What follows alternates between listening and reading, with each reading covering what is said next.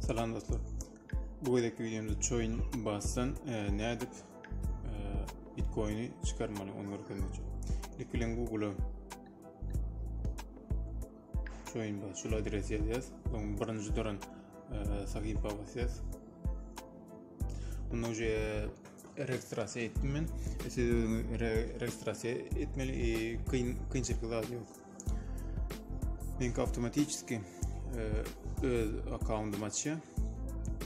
Gıyskaça Bitcoin kaşiloktan Binance kaşiloğa net geçirmeli.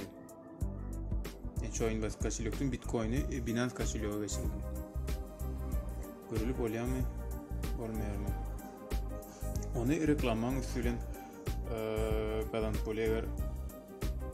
Şurada atpraydı vasiyaz.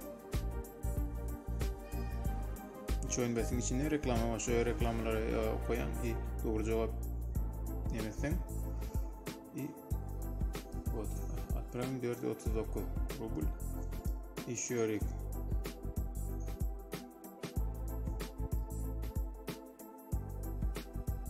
Birazdan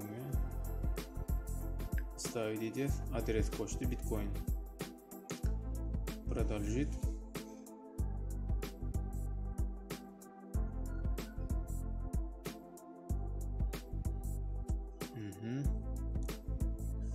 Комиссия, Баритон Сатош комиссиясы var. Отправим медиа. Yarım saatin içinde geçeceği bu böyle. İşörde SMS haysi numara çatılan olsa join belsen.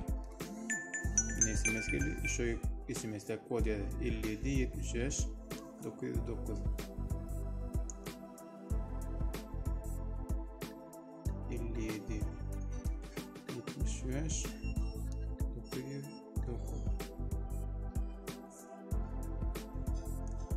подтвердить.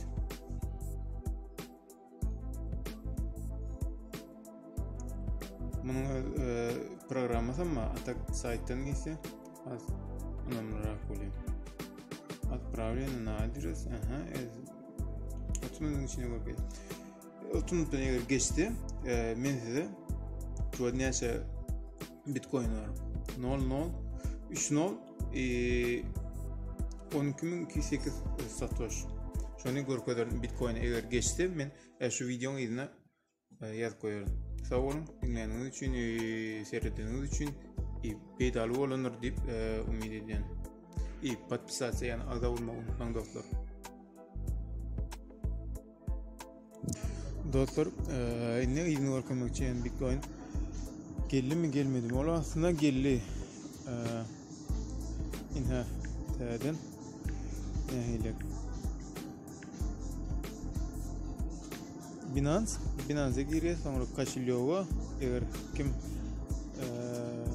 istorenin nerede yerleşen bilmeyen olsa teden bakıyor. Kaşilyoğa giriyoruz, sonra vote basıyoruz, Bitcoin kaşilyoğa sayılıyor. Ondan sonra yukarıda sağ taraftaki sağ açık belgili neme basıyoruz. İşiyordu. Birinci Bitcoin yani başka bir Bitcoin kaşilyoğdan Binance'e geçen yer bari bir tane story oldu. Şu günkü 12.208 satosh. Görüşünüz üzere adres takşunyalık yazıyor. Aşağıda yazılanlar 2021 12 10 13 saat 14 minutta geçen. Ne demekçi dostlar? İslendik kişi alıp bile registrasyon join bası şu tayda 2 saniye yeni bölgede kayıtlayan 2 saniye kriptovalyuta var. Şuralarda sapak var. Sapak dedin yani şu tayda okuyan bölgede okuyan ikinciye geçen o tayda da sen cevap veren. Eğer bilmesen tapağı diyor bilen sen şu anlarda pitiçkelerini koyan sana $1 veriyor. Her kriptovalyutada 3 tane sonra var. Bari o iki kriptovalyutadan sen $6 kazanıp bile. Yani belli değilim. Her bir kriptovalyutada 3 tane sapak var ve 3 tane sonra var. Şöyle doğru cevabını veriyor. Sana her kriptovalyutadan 3 cemi $6 yani Bitcoin sana tayin ucu. Ondan sonra olur şu coin basın içinden convert edin, convertir edin Bitcoin'a. Ondan sonra Bitcoin basın bärik Binance perevod edin.